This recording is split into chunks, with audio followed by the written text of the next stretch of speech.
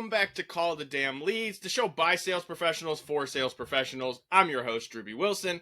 With more than 2 decades in sales, I've seen it, been through it, heard about it. Now I'm bringing those stories to you, my favorite people in the world, the sales community. Because let's be honest, this is the best job on earth. Doesn't matter where you come from, what background, what personality type, what gender.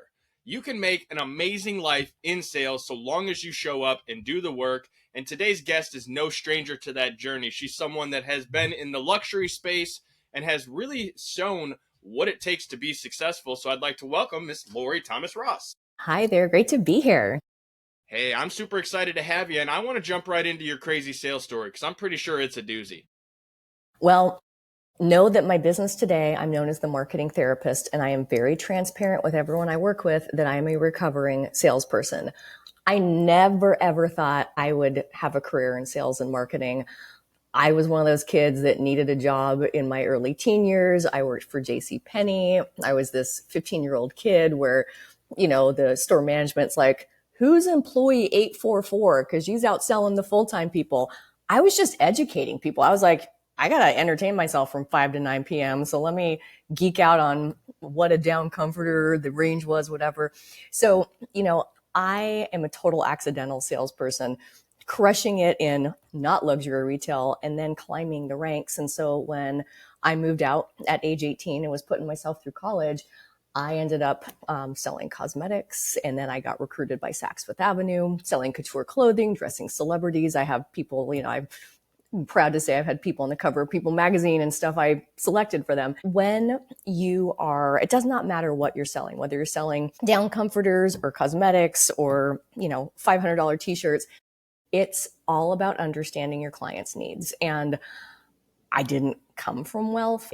Something in my blood is super service oriented. And one of my personal shopping clients at Saks was in the fitting room. I was dressing her for a trade show in the internet world. And then she was like, you need to just leave Saks and come work for me on the internet. And I was like, I don't know what that means, but here's your shoes and your handbag. And she's like, no, I'm dead serious. Like, you would be an idiot to not take advantage of this. You're going to make so much money. And this was the .com boom, my friend, and no one asked how old I wasn't. And I was 21 years old. There was no job application. No one asked where I went to college. I didn't have a degree. And so suddenly I'm selling clicks on the internet, those like obnoxious banner ads back before Google. And I was drinking from the fire hose, and I was working with big brands, WebMD, LL Bean, all these brands. And I found myself in that same world of sales, which again, like they tell me to sell, I sold.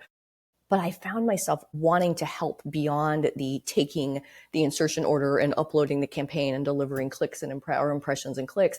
I'd say I have ideas for the language and the messaging. We can actually capture more attention and, what we can do with the landing page. And these clients were, again, .com boom. It was a stupid time. They're like, blah, blah, blah. We just need to keep buying more ads. And I saw the writing on the wall. And so I pieced out. I left the company right after they went public. Went back to Saks. They welcomed me back with the promotion and all that.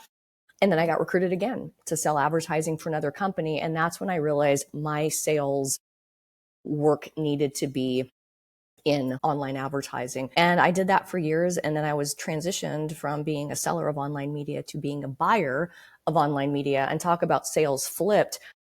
I'm a salesperson's best friend or their worst nightmare, where I'm like, oh, no. Do not tell me you have not looked at my client's website before you got on this sales call. I was like, But on the flip side, I'm like, look, we can cut all the pomp and circumstance. Let's get to it.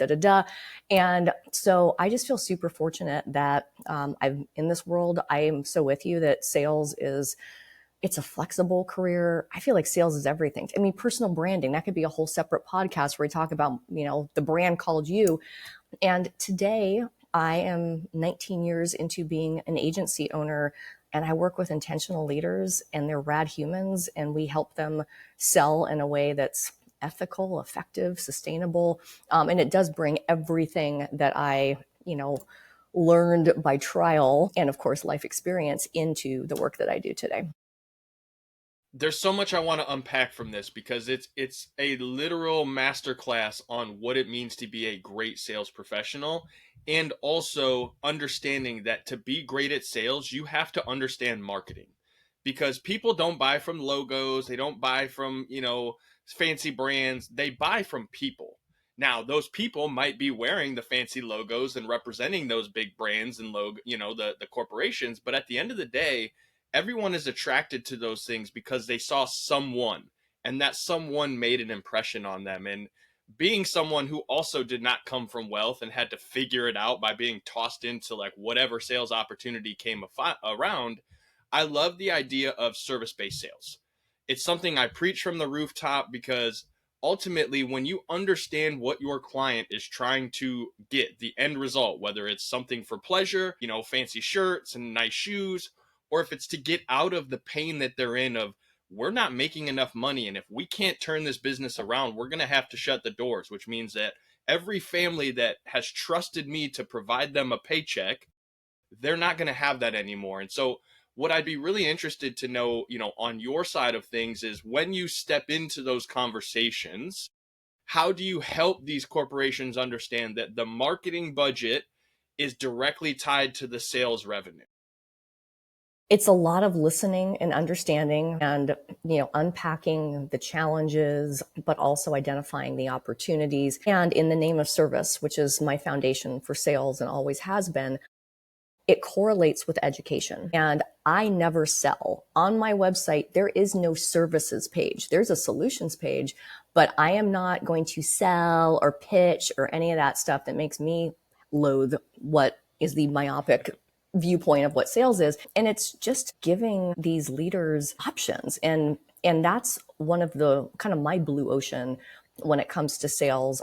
I hear all the time, wow, you've spent way more time with us than other agencies, or wow, we came to you wanting SEO and you're telling us you won't work with me until I hire a virtual assistant because I'm about to burn out and there's these 10 other things I need to do. And you've completely bulleted it all out. And all of this has been for free. And I hear this all the time. You really care about what you're doing. And I was like, well, when you run your own business, you got to care a lot. Otherwise, you're not going to get up and keep doing it every dang day. So having, being of service is listening, it's understanding. It's also not shoulding on someone and saying, you should buy this. I mean, this is psychology of sales. When you say, like, let's say I cold call you, instantly you're in the arms crossed. All right, let's hear it. Versus let's do an email introduction, or, oh, here's a referral, which is a great way to build. But you made a great point about the pain point of sales and providing for your families and your employees.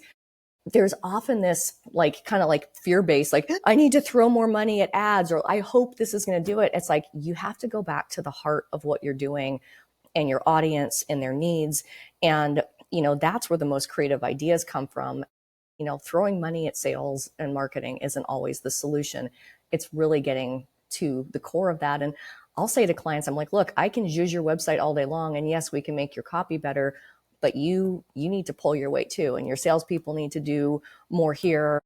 There needs to be more heart and soul, and not sending the templated email and just hitting people 15 times versus saying hey, I met you 2 years ago and I've noticed that you're advertising XYZ. And I bulleted a few ideas, I mean, if salespeople take a little more time to just, be more personal, forget quantity, it's all about quality.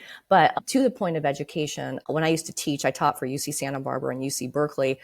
I had students that were wigging out right before the final projects every single time I taught. We'd have delightful classes until it was go time. And then all this fear and stress and ick yuck comes out.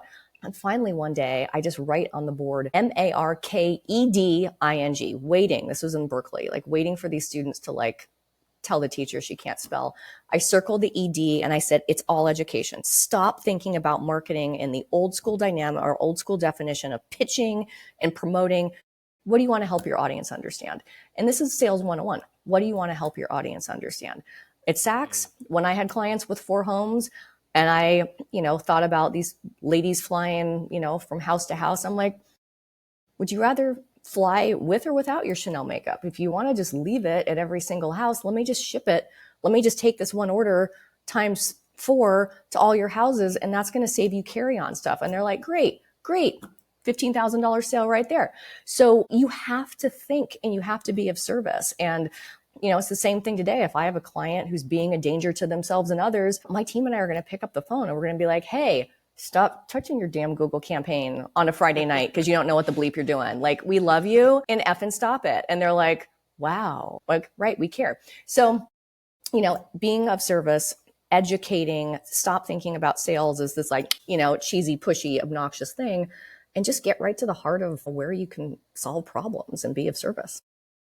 This was, for me personally, one of the things that was like a major shift in my process and really helped me develop into where we are now, is when I was trying to learn marketing, because I was a sales guy.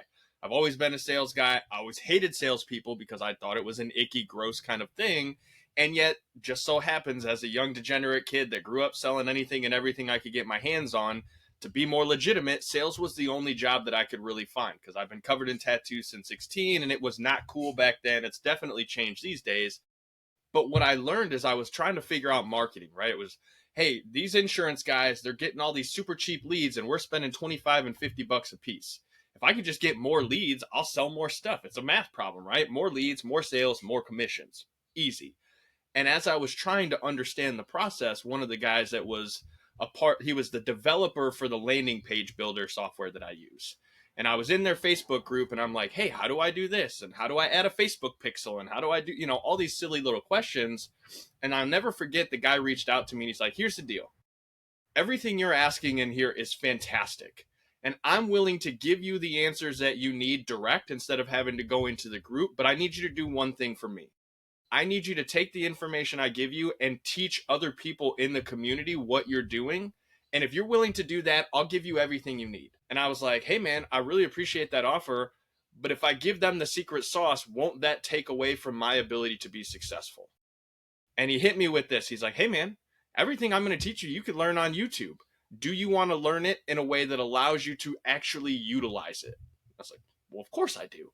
He said, then think about it in the way that when I teach you, you're going to go and teach the next person, because that's going to elevate you to a level of authority where people are now going to be reaching out to you and say, hey, man, how do you do this? And can you help me? And can I pay you to help me do this thing? And it was such a weird flip of the mindset around service-based sales. And I love what you said about, hey, sometimes we just take a look at something and we realize that, hey, throwing $10,000 a month at SEO is a Hail Mary attempt at you to do the thing, when ultimately you need like a $3,000 a month VA who's going to take all this stuff off your plate for you so that you can focus on the thing that's going to actually move the needle in your business. And there are a lot of companies out there that when you come to them in that sort of conversation, they're like, I'm not doing that. I'm going to go hire someone else. And then inevitably they come back and they're like, yeah, I wish I would have listened to you because you were genuinely trying to help me solve the big problem in my business. And it wasn't a marketing problem. It was that we're doing 9 different things and we're not doing one thing great. And so do you find that when you're having those conversations, there is a little bit of resistance from time to time from those kind of people? For sure. And, to wrap up your last point, giving to gain, right? Like, it sounds like you and I are totally aligned on that. And for folks that want change, that aren't willing to change, I always say, I can't save everybody, right? I'm the marketing therapist, but I can't save someone or help someone who's not ready to be helped. And that's it. When it comes to personal growth, I find there's like a spectrum. There's people that just have this like insane desire that are like, I will do whatever it takes. I'll hire the VA, I'll read the book, whatever. And then there's the extreme end, which is discomfort of like, I'm just like at my wit's end. I can't take it anymore. But the folks that are like in the middle, sometimes they're just not ready to move. And sometimes it takes one extreme or the other. And so just yesterday, I had someone come out of the woodwork. We did a proposal probably 3 or 4 months ago, and nonprofit organizations, so things move at a snail speed, which is like, I'm like wee, but we had the most amazing, just authentic. And she's like, here's where I'm at, and here's where we're at with the board, and the board loved your proposal. We just had all these things, and we just had this hour-long conversation where we revisited everything, got ourselves back, kind of reconnected. And yeah, it's just a matter of, it's not having attachment. And I think that's really important in sales too, is, the fear versus love, right? If you're like, I have to sell this, versus when you're more relaxed and you're like, look, I'm a badass and I can help you. And here's how I can help you. And you're like a little like versus like this extreme, energy, you can actually repel people when you have that desperation or that intensity. And so, I am with you in that sales can be perceived as icky, yucky, all of those things. When you have a relaxed approach to it and you as the seller are more relaxed in the way that you write content and the way you post on social media, your interviews, all of that, that vibe does attract to the right tribe. But yes, I mean, some people just aren't ready. Bless them. They'll come back when they are. And sometimes they will cheat on you and see other people and then they will come back. That's okay too. Well, and I think this leads perfectly into your point earlier about personal branding. And, again, this could be a 5-hour podcast. So we don't have that much time, but I want to lean in on this topic because it's something that I think so many sales professionals are missing. And it's because they just don't genuinely understand that, again, people buy from people. And the way that you represent yourself with your content and your emails, before we started this, you were talking about, hey, I genuinely appreciate reading your emails. And if you go to your inbox right now, there's hundreds of pieces of templated, boring, AI written, which I'm not hating on AI because I use it too, but you have to add your own flavor. And the ability for you to be able to brand yourself as someone who's genuine, who's trustworthy, who's willing to pretty much give away the entire game and secret of how to do all this stuff, it's the difference maker. Because when people know that you're the person that has the answer to their problems because you've already given them all the solutions, they start to realize that, hey, I have the answers, but I still don't want to go and learn how to do this. I don't want to learn how to write SEO or how to change websites. Like, this person has already proven to me that they are the person for me. So let me just call or set up an appointment or whatever that looks like. And it makes the sales conversation much less about sales and all about, hey, here's the service, here's the expectations, this is what it's going to look like. And so, how did you figure out that personal branding side of it? Because, again, I think we're very much aligned in how we like to approach business as a whole. But what was that moment for you that made you realize, like, hey, I just got to be me? This is actually really funny. So I've been doing this for my clients for, you know, 20 years. And I had created some very early, this was for LinkedIn Learning when they were owned by another company. I created online marketing courses for them when I used to live in California. And we'd have a lot of time in between being in makeup and, lunches. And they asked me about what I did for work. And I talked about my clients who were thought leaders and how we extracted all this great content from their brains, help them write in their voice, position them as leaders so that they were not just, their brand was elevating business overall, how we were actually helping employees at these organizations elevate their personal brands. And so I got a call, months later, and they're like, hey, we'd like you to do a course on personal branding. Thank goodness we were not on Zoom because my eyes would have bugged out. I had no idea what the bleep personal branding meant, but Sales 101, and especially for women listening, women over explain. I just shut my mouth and I was Googling, what is personal branding? I created a course on it. When you teach it, you learn it. Personal branding is the act of the brand called you and leveraging that. When I taught the course, it breaks down to owning your expertise. What do you know that you can teach others? It's about your personality too, right? When I read your content, I feel like I'm with you. And I was telling you before we got on this, I was like, I love your content. And you're like, no, thank you. I'm like, no, thank you, because I actually enjoy reading it and I get it so much nutrientless blah in my inbox. But I feel like, your personality is pumped into that. And the last piece of it is style. And that's where we do look at our logos, our brands, our photography, even our personal style. I'm able to bring my background in personal styling to some of my clients. And I've helped wardrobe clients, not all of them, but some of them that do retreats with me. We do the whole enchilada. And so expertise, personality, style, and some of us are a little more introverted. And so those are the folks where I'm like, no, don't put yourself out in front of video because that's not you. And so we have to be sensitive to those three areas. But the magic secret sauce here and the power of content in the word authority is the word author. And when you get all of that brilliance out of your brain, and whether it's video, social media posts, blog posts, email newsletters, PR interviews, that helps solidify your brand, which also attracts folks. And I got hired a couple years ago by a major car brand to do a session on personal branding for all of their sales staff because these folks were not even visible on the World Wide Web to clients who already knew them, liked them, and trusted them. Our best clients are our current clients. And if we can find ways, not only trying to remember every person's cell phone, but if someone's like, who was that great salesperson at Subaru or Chevrolet or wherever I'm at, being on LinkedIn, being Googleable, using things like LinkedIn as your interactive Rolodex so that, you are accessible. There's just so many creative things that you can do. And I'm glad that we were able to tap into personal branding. That's a good point to ponder as navigate sales. I'm going to steal Jeff Bezos's quote because I think it applies perfectly here, but your brand is what people say about you when you're not in the room. And I think that is the ultimate key to being successful with building a personal brand is what are people saying when you're not around? What's the conversation that they're having? Are they at home talking about, oh man, I went to the dealership and I had this jerk that was just trying to hard sell me on this thing, blah, blah, blah, blah, blah. Or is it, hey, you know what? I got on a conversation with Lorrie and she totally like blew me away with how much like just content and value she gave me. And even though if it didn't work out for us, they're going to tell other people about what that conversation was. And as you mentioned earlier, referrals are the greatest gift any sales professional can receive. And if your personal brand isn't doing so in a way that has people talking about you when you're not sitting right there in front of them, you're missing out on so much growth.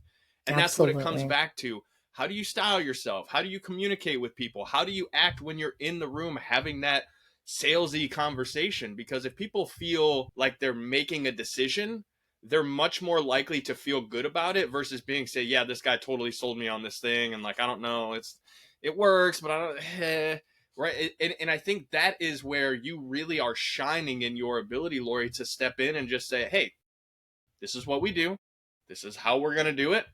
If you like it, cool. If not, that's totally cool too. I'm not here to pressure you one way or the other, but I am here to educate you enough to make the right decision for you. And that's the key thing is that the client has to make that decision. When you oversell and they feel like, oh, so-and-so pushed me into this, logically you're already like hosed versus here's option A, here's option B. Look, we can pour lighter fluid on this and blow you out of the freaking water, or we can start small and snowball. There's no right or wrong answer. And then they're choosing, and then it's their decision. That is so important, the psychology of sales, and making sure that you're an ally and that it's not a transact. This is we'll wrap with this, right? It's not about the transaction, right? I would not still be in business if I focused on transactions. It's all about relationships. There's an art of sales, there's a science of sales, but when there's a heart and you're actually given a darn, then you're set for life. The only constant's going to be change, right? Trends are going to come and go. AI's here. I still remember getting hired to go speak to like oil executives who were like male, pale, and stale. It's a whole other topic, but speaking to them, and I was hired to convince them that social media was not going away. Like, I mean, I'm old. You can't see how gray my hair is, but it's, I've seen it all. And while the trends and the changes are always constant, there's nothing that's ever going to change when it comes to being of service, being supportive, and caring. And, we could probably nerd out on this for like the next 4 or 5 hours. And I want to be respectful of your time because I understand that time is our most valuable asset. And so what's the best way for me and the listeners to come and follow you? I'm sure you're putting out amazing content as well. So how do we come check all that out? Well, I walk the talk. So you can just Google me, Lorrie Thomas Ross. It's Lorrie Thomas Ross. You can look at my hairstyles over the years on Google Images. That's a hoot. But yes, LinkedIn's a great way to connect and reach out, or via our website, webmarketingtherapy.com. And this was so fun. Always great to chat with like-minded sales folks. And yeah, just keep doing what you're doing. It's fantastic. I appreciate those kind words more than you know. And I'm gonna ask one last thing before we get out of here. Let's say that, because sales is such a diverse industry, there's new people coming in every day, people leaving, if we're blessed enough for someone who's just started in sales to Google us, hey, how do I make more sales? And somehow they land on this episode of the show. Could you give them one piece of advice on how to be super duper successful in this industry? Just one thing that if they do consistently will help them win. The one thing is three meaningful connections a day. That's it. And that can be, and that's not just a like shooting an email like, hey, following up on this proposal, but hey, I actually thought about you the other day, and we have this new intern, and so great, and this they might be a great contact for the company. Anything you can do, give to gain, right? Anything you can do that's truly meaningful, or sending a text. Like one of my CEO best girlfriends, it was her birthday yesterday, and it wasn't just happy birthday. I made a point to say to her like what a light she is in my life and like how much she means to me. And that's not going to necessarily put sales in my pocket, but that to me was a meaningful connection. And when you are radiating that and you're keeping the focus on a meaningful connection, then you're good. You're good. And that's doable every day. That can be a LinkedIn check-in. That can be a pick up the phone call. But if you do that, you're good. I'm going to take this one step farther, Lorrie, because I love this meaningful connection, and the birthdays is such a simple way, right? So I label myself as introverted. Of course, I've had to learn to be extroverted and get on camera and do all the things to speak on stage because it's a whole beast in and of itself, right? We won't go down that path. But here's something that I do almost every day. I'm not going to say I'm perfect and I do it every day. Sometimes I miss, so I have to go back. But on these social media platforms, Facebook, Instagram, LinkedIn, I don't know if Instagram does it, but I know Facebook and LinkedIn does. It'll tell you whose birthday it is. You want to create genuine connections. You want to really impact someone. Look at that list of birthdays, pull your phone out. Hey, Lorrie, I saw it was your birthday. I just wanted to reach out and tell you happy birthday and remind you to crush the day before it crushes you. Your support means the absolute world to me. And if there's anything I could ever do for you, just please feel free to reach out. In the meantime, though, go have an awesome birthday, have some fun, and make the best of the day. Boom. 10, 15 seconds. You do 5 or 6 of those a day. I can't tell you how many messages I've got from people in tears talking about how they have family members, employees, people that have been in their life for dozens of years that didn't even bother to say happy birthday. And I'm some random sales dude from the internet that just took 30 seconds to say happy birthday. Now, I can say for certain that has led me to hundreds of thousands of dollars worth of sales from just being a good person. And I know that sounds kind of cheesy, but for the introverts that are afraid to get on camera and they're like, this is such a genuine way to just get comfortable doing that. And it will make an absolute difference in every single thing that you do, even if it's just building relationships. Again, what does your brand say? It's what people say when you're not in the room. Man, this guy sent me a birthday video, and like, how cool is that? I'm so glad you brought that up, Lorrie, because it's such a powerful tool. And if you want to create connection, that's an easy way to do it without being salesy. And so, again, I truly am just so grateful for this conversation and your time. And I can't tell you how excited I am for the world to hear this. So thank you again. Thank you. You guys know what to do. If you enjoyed the show, share it on social media, tag us, send it, to your favorite web platform, maybe even send it to somebody who absolutely sucks at sales. Help them get better. That's what this show is all about, sharing these stories, letting you know that it doesn't matter where you come from, what background, what personality, or even what your experience is in sales. There's always something you can be doing to get better. And if you have a crazy sales story, I want to hear it. Head over to callthedamnleads.com/podcast, submit your information, tell us a little bit about you. Let's get you on here because every single person has an awesome story to tell, and we want to share yours with the world. So head out there, give us a call, and you guys know what to do next. Go call the damn leads because that's the thing that's going to help you solve all your money problems. So get out there, do your thing, and we'll see you guys on the next one.